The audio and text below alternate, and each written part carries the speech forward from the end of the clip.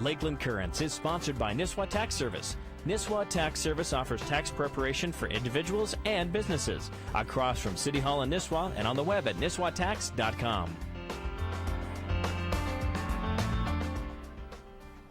Hello again, everyone, and welcome to Lakeland Currents, where this evening we get a chance to talk to someone who I consider a real icon in the world of outdoors fishing and hunting.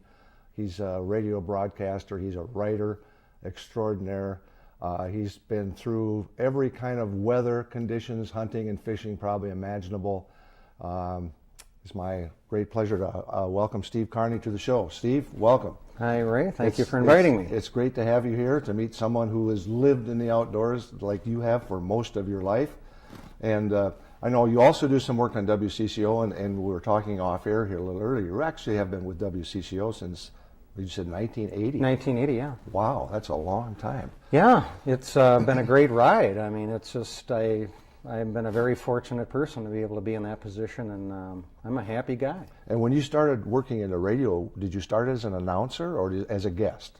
You know, I don't even remember. It just, a lot of what I do in my writing and media stuff is just being in the right place at the right time and timing, and I think that's been the big factor. And once you get into a slot or you get an opportunity, then it's up to you to move it from there. And once you get the longevity, like I've had for 40 years, it all just kind of flows. But a lot of it's luck, timing. I mean, being in the right place at the right time. Did you have formal training as a writer, or did you just start writing like a lot of the people that I know in the outdoors just started writing?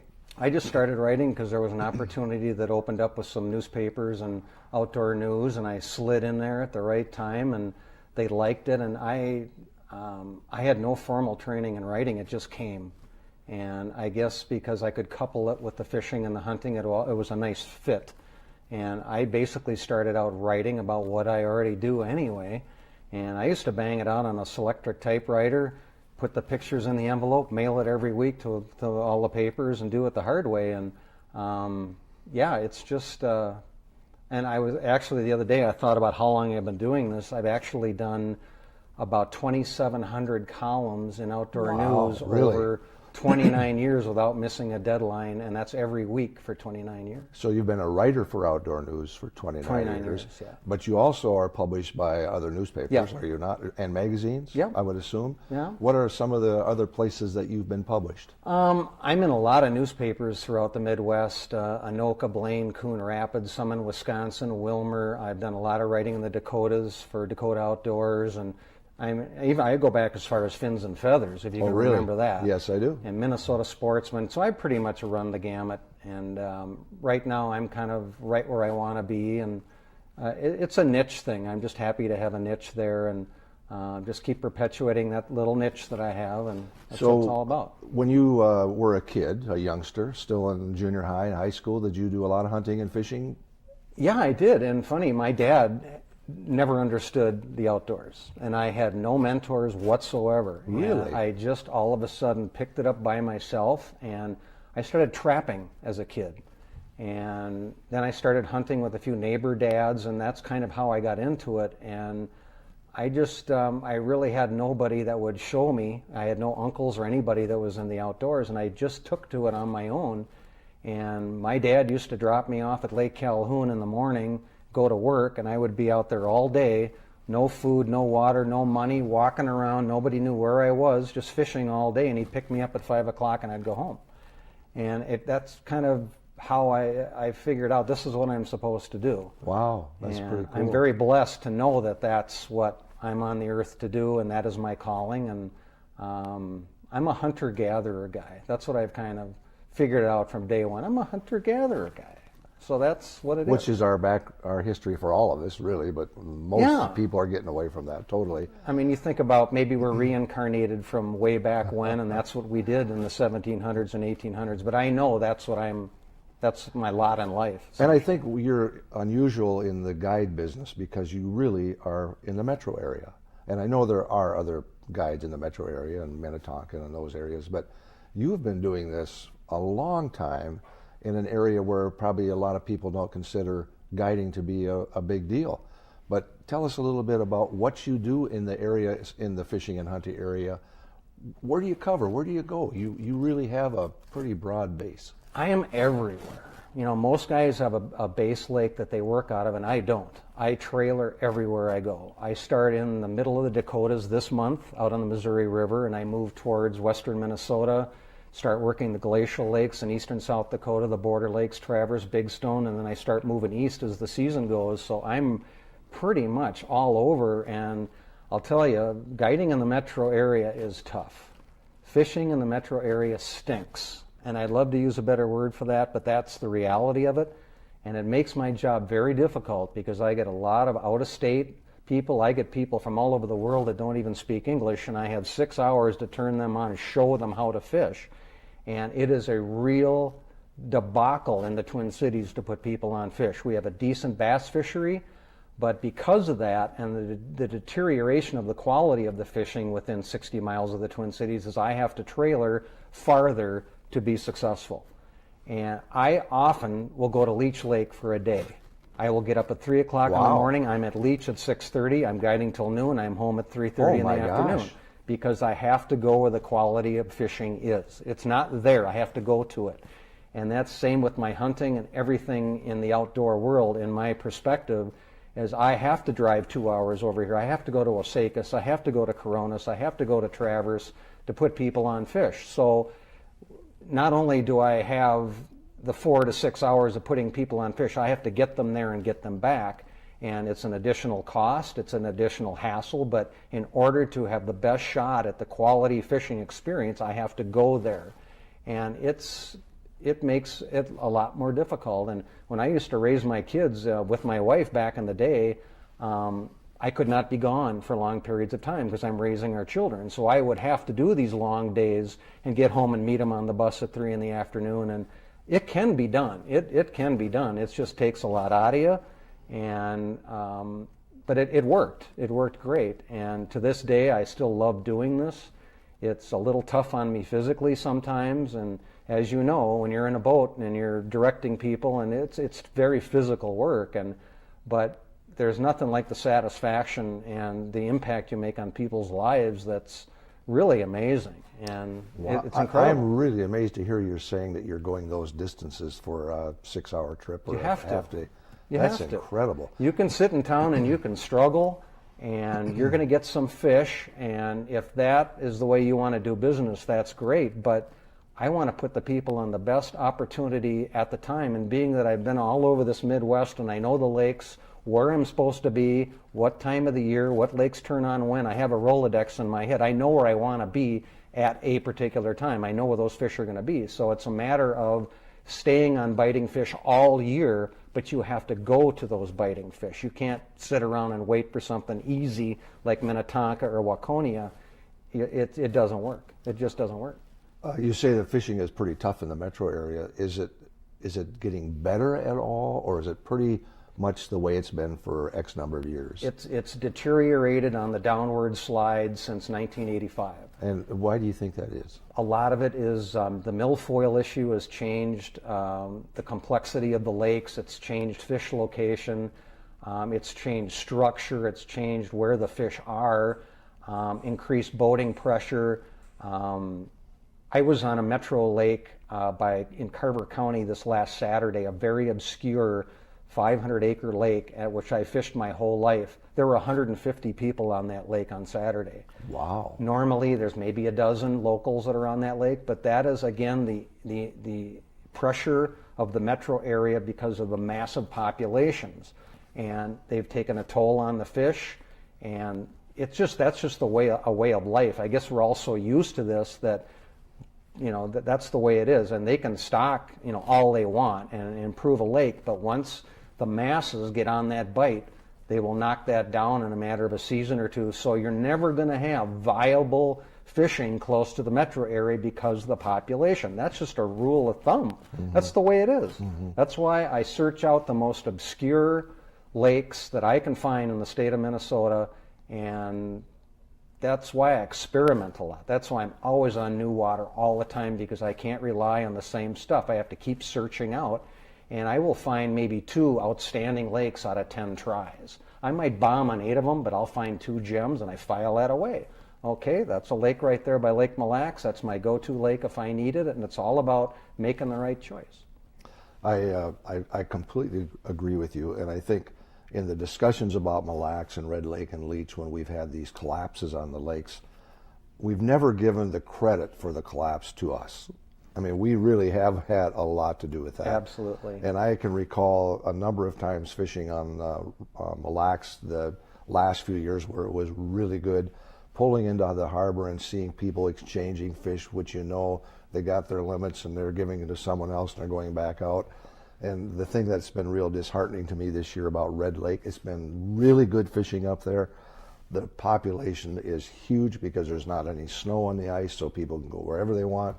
And you see people coming with their limits into some of the resorts. And I'm not blaming the resorts for this, but they fry them. They have fish fries. And out they go again. And out they go again. Yeah. And so often it's people who are abusing these resources, and we tend to blame it all on something else. There are other factors, but we are a huge problem. There's so many of us. There's so much pressure.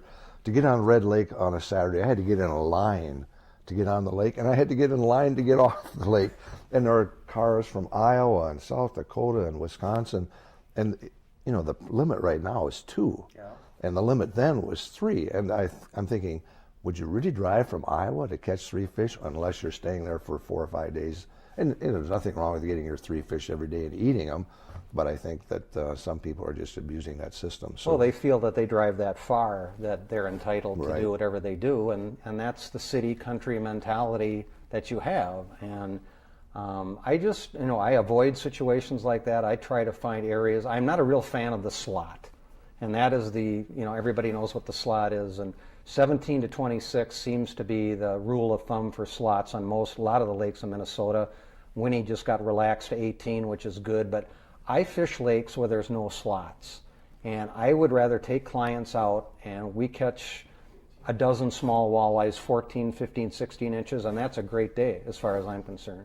So it all depends what your poison is. What do you want to do? What do you want to accomplish? But we have the choice of going to a lake with a slot or a lake without a slot. So we at least have options now, which is good. You have an option. You also hunt, and you guide some hunting, do you Yes, not? I do. Is it mostly bird hunting that you guide, or? By the end of the year, Ray, I tell you, I start in February, and by the time Labor Day hits, I want to be alone. I want to be alone, and that's why I love to bow hunt so much. And right after Labor Day, it's kind of my time.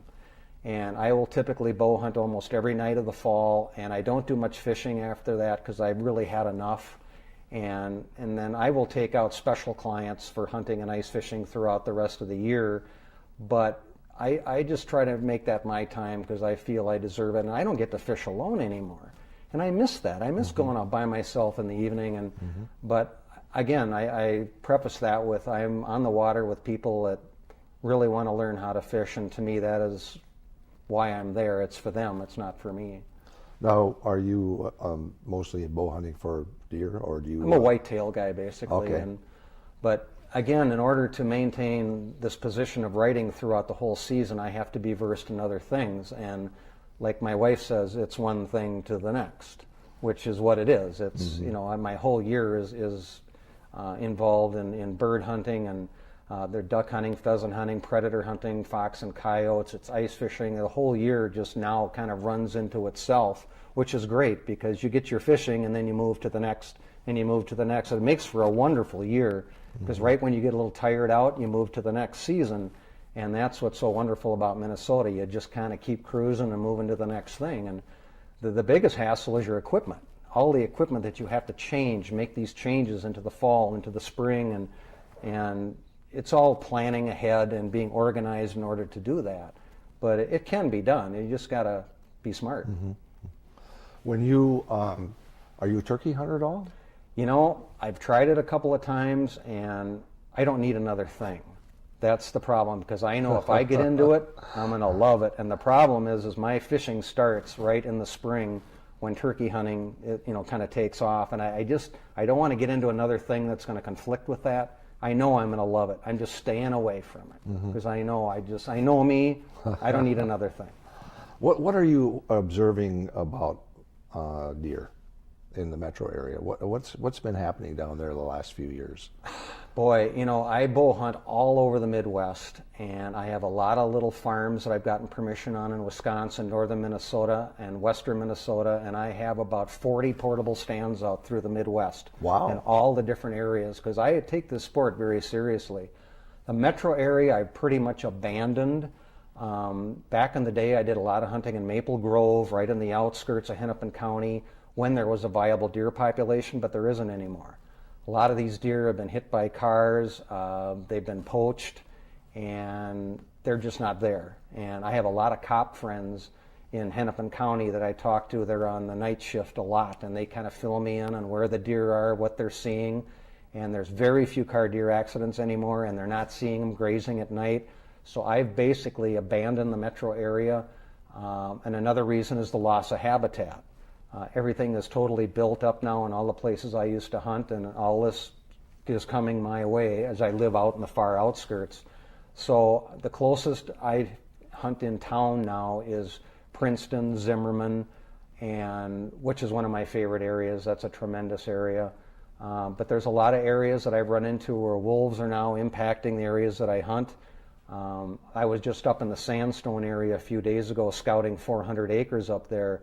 I saw one set of deer tracks, but I found wolf tracks everywhere, and I found remains of 4 turkeys in various areas that were taken by wolves. So the wolf thing is a real deal. It's coming south, and it's coming, and you talk to anybody in that northern 1/3 of the state, it's a huge factor. It really is. I spent a little time hunting in Reamer Yeah. this last fall, and the wolf pack was very close to me 2 mornings. I mean, it was so crystal clear to hear them. It was pretty cool, really, but it's definitely having an impact, and the federal ruling now is going to have an impact if we're not allowed to start reducing that herd a little bit. That's really a factor, too. They're going to be the ultimate predator when this is all done, and I think they're going to take over the territory of coyotes and red fox, and they're going to be the ultimate one left. They'll be it. But the DNR's been getting a lot of blame for this deer collapse, essentially, and I was talking to another media friend of mine who I won't mention his name, and we were talking the other day,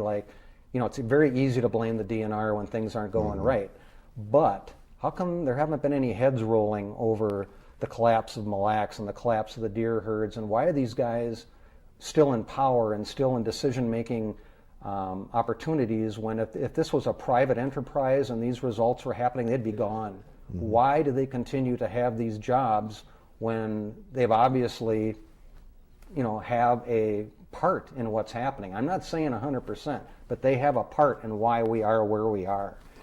And that amazes me. Have you been involved in any of the roundtable discussions for hunting and fishing? I have not been asked. I haven't either. It's kind of interesting. That's okay. But yeah, it's sort of interesting on how people are selected for some of those, because sometimes the people who spend the most time in the outdoors aren't involved, which is just sort of, I find sort of interesting. But the tough part, Ray, is you and I are up there in age, and we've been there through the 70s and 80s. We've seen the great times. We've seen the pheasants, 20 pheasants, burst out of a ditch. We've seen 500 redheads come into decoys. I mean, we've seen it at its zenith, and as things progress, it's not good. And and I've been writing a lot about western Minnesota and the demise of the cover. And I mean, if you've been out through the Chippewa County, Lac-Aparel area, western Minnesota, it's corn and soybeans. Right to the roads. Everything's been cut down. They've got just trees stacked up by the road that are going to be destroyed that used to be a fence line. And anything that can possibly have crops on it, there's crops. The water has been drained. There is zero cover out there. And I've seen it. I married a girl from Montevideo, and I cut my teeth fishing and hunting in that western part. And it's a joke. You can go out there now and you can put 200 miles driving gravel all day long, and you maybe will see one pheasant. Wow. And that's the sad thing. And, I understand the farmer's perspective. The corn went up to $7 a bushel. Boom.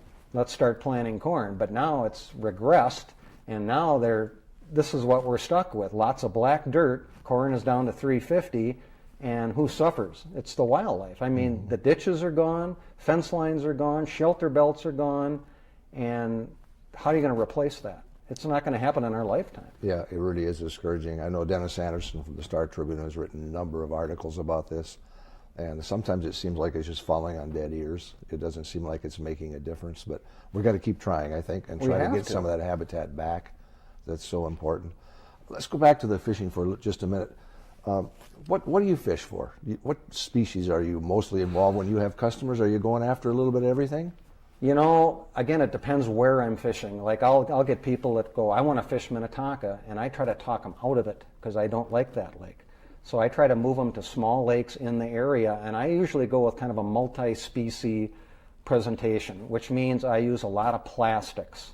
In fact, when I come up to Gull to fish Camp Confidence and Teen Challenge, I use just plastics. And I use what's considered like a 4-inch minnow imitation on a small jig. I have jigs custom made for me that go way back and come up high. They're real light wire, and so the hook is way back in this plastic type minnow. And I use that on weed lines. I deep water jig it, and I don't use live bait very much, but it's a great bait for multi-species. Big crappies, big bluegills, bass, walleyes, everything loves it. And the more obscure lake you're on, the better they are. And I've used them western Minnesota, ottertail, southern Minnesota, it doesn't matter. And I use a very light line. That's probably one of the biggest factors, a 6-pound test all the time. And I learned that basically because of the metro area and the fishing pressure. They've seen 8-pound tests, 10-pound tests. They've seen everything done the wrong way. So I've had to downsize into light line, light jigs. My jigs are no heavier than a 16th ounce. Tiny, tiny little jigs. So I want something that's light with line that they can't see. And you have to fine tune that because of the pressure that's been put on these fish.